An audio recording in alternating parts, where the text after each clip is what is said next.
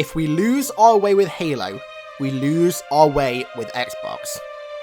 Those words were spoken by Phil Spencer shortly after the announcement of Halo 4 in 2011, and they were aimed more so at ODST and Reach because Microsoft believed that they'd lost their way with those two games because they didn't focus on Chief, because they focused on characters that the normal sort of generic Halo fan who doesn't pay that much attention to the universe wouldn't understand or wouldn't know of, whereas Master Chief, they described as the John Wayne of the universe, the character that everybody knows about, everybody knows stuff about, and everybody understands, and everybody's familiar with. And so this quote was more so aimed at Halo 4 being a way for Microsoft to sort of regain their way with Halo, to not lose their way anymore and get back on track with the game obviously revolving around Master Chief and him being the main protagonist.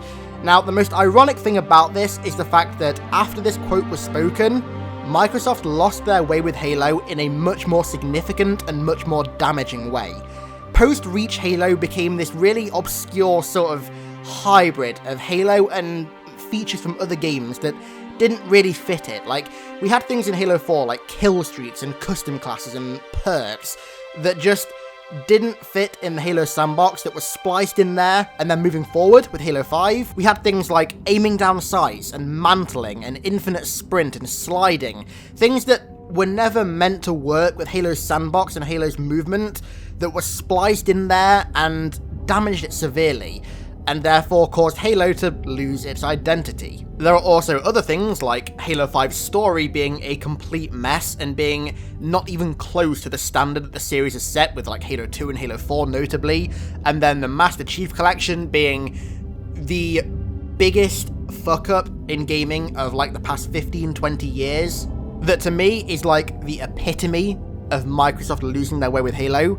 And there's also Halo 5 launching with a distinct lack of content, the Spielberg TV show getting like delayed for 5 years, although to be fair that's not exactly anything new with Halo TV shows and movies, that's been happening for over a decade now. But either way, after that quote was spoken, Microsoft lost their way with Halo in a much more significant and damaging way, and the population and popularity of Halo after that quote and post-Reach really speak to this. The in-game population of Halo 4 died like infamously fast, unfortunately, and the overall sort of general cultural popularity of Halo has dropped hugely in the past decade or so. Halo has lost its place at the top of the FPS food chain, and then coincidentally at the same time as this happened, Xbox One proceeded to get absolutely annihilated by the PS4, an almost polar opposite of what happened in the last console generation. Now, as if this wasn't already a big enough problem for Microsoft, their exclusive lineup that used to be like the selling point of the Xbox 360 that made it so popular is just fail after fail after fail. We had Sunset Overdrive that had poor sales, MCC that was the biggest embarrassment of the century in gaming, Quantum Break, which had poor sales, Scalebound, which was hyped as fuck but announced too early and then cancelled, Halo 5, which was the most divisive Halo yet, then we had Recall, which also had poor sales, and then Halo Wars 2, which was a great game, but I still find it so weird that Microsoft decided to release a console RTS, which is a genre that is like dead right now, for a game that isn't anywhere near as popular as it used to be, which led to it having poor sales.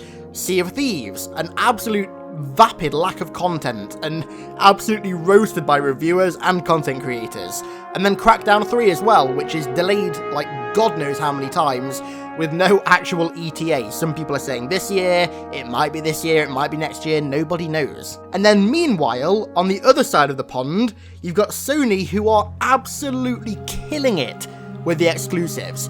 The Last of Us, Uncharted, Horizon Zero Dawn, God of War, later this year, Spider-Man. The absolute massive success of all of their exclusives are putting Xbox and Microsoft to absolute shame, because the exclusives, that used to be Xbox's game, that used to be their selling point, and now Sony have just come over and not only destroyed them in console sales, but taken the one asset that used to be their main selling point and flipped it in their favour. Now, when you compare the approach that Sony had going into their exclusives compared to Xbox and Microsoft, you can really start to see the distinct difference.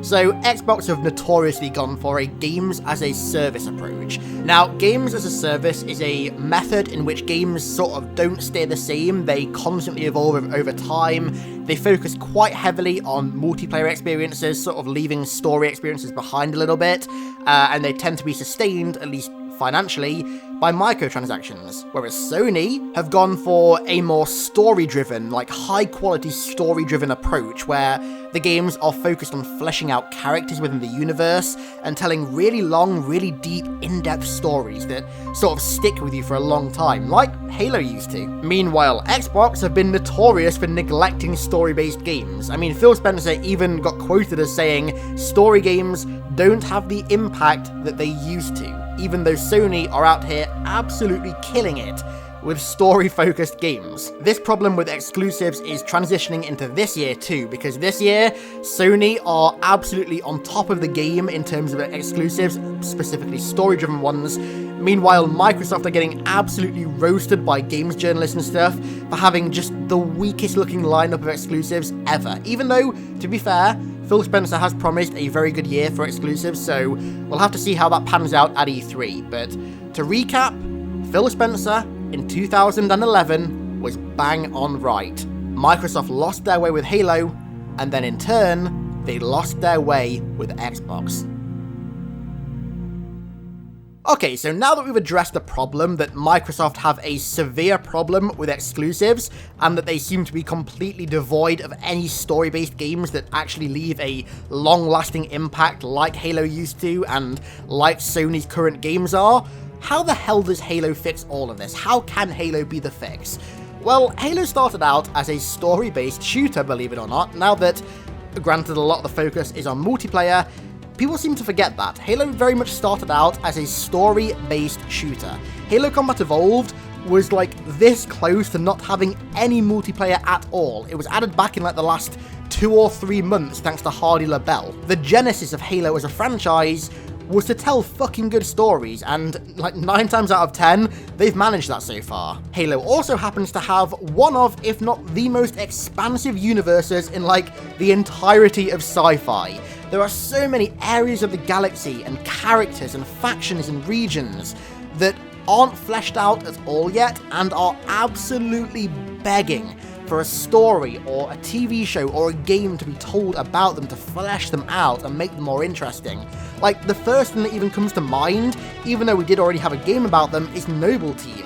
Noble Team are a group of characters that people love still, despite us knowing next to nothing about the genesis of any of them. Halo still also happens to be the flagship title of Xbox and the face of the console, and it still, despite its recent popularity problems, has a huge group of mega fans that are behind it no matter what, that maybe now aren't playing the games, but they're waiting in the wings for a proper good old-fashioned Halo experience, a good old-fashioned Halo story, to come back and bless them like they always used to. It's for these reasons why I think a Halo story-only game where they focus on telling a really deep, long, rich story, fleshing out maybe a new character or some pre-existing ones, would be the absolute perfect antidote for Xbox's current problems. It really does feel like the Halo franchise and the Halo universe are absolutely perfect to fix all of Microsoft's story game problems right now in terms of exclusives.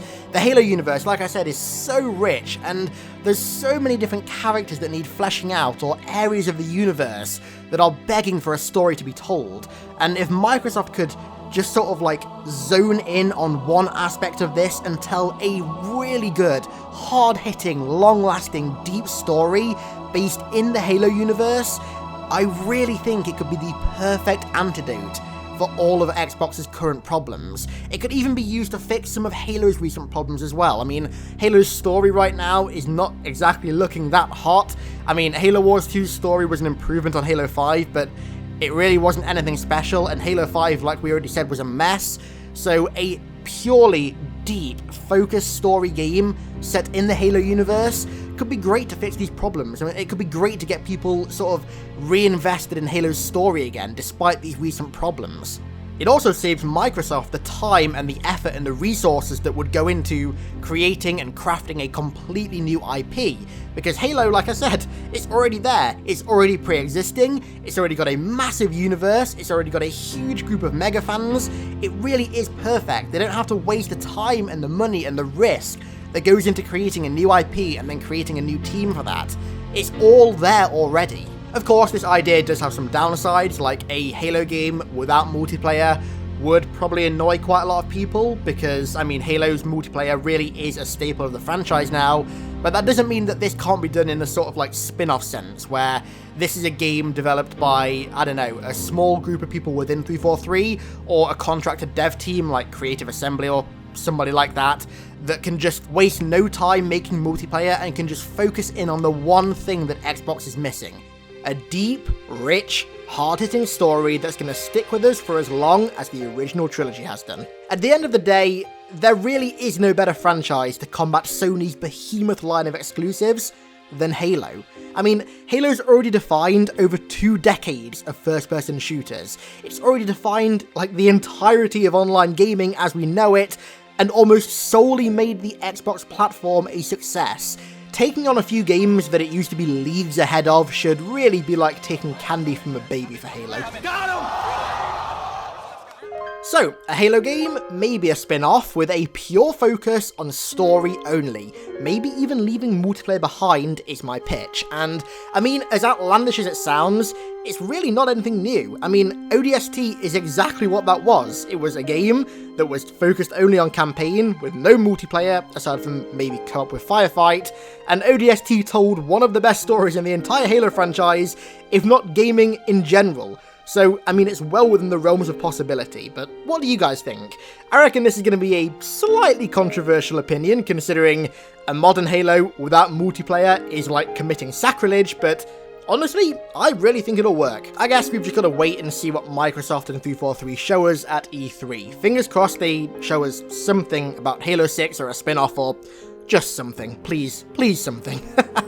Anyways, I want to give a big thank you to Ardent, Tomahawk, Taylor, Evan, Locust, Bruin, Momo, Shikata, Richie, Tymon, Jack Madden, Stefan Curcic, Eric Brown, and Sam Grafton for the big support over on Patreon as per usual, as well as everybody else over there who pledges to me. I really appreciate it. If you're feeling generous, then it's patreon.com/hiddenxperia. Thanks a lot for watching, guys, and I'll catch you in the next one.